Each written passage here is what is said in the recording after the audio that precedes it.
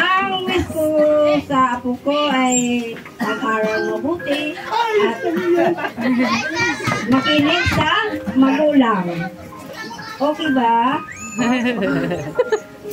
Yan ang wish ko sa kanya para maging mabait. Okay?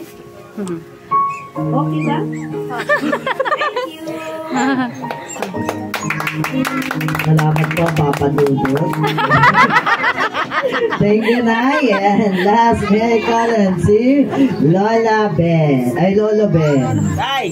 Lola Ben. Hindi kasi si Nanay, nag-ano si Nanay. Lola Ben. Akin ako yan! Akin ako yan! Kay Jolos.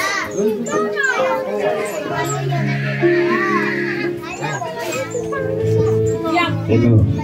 Ay, saan ka ba? Ano sinay? Nasaan yung camera? Silapan.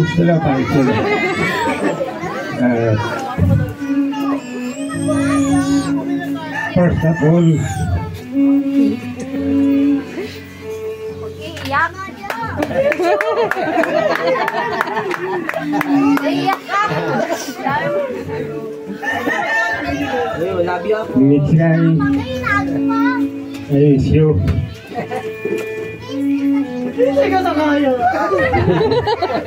Continue in your studies because Mitch. Akin kay Lolo. your Lolo is not finished study, you know. So, to be honest, and I love you.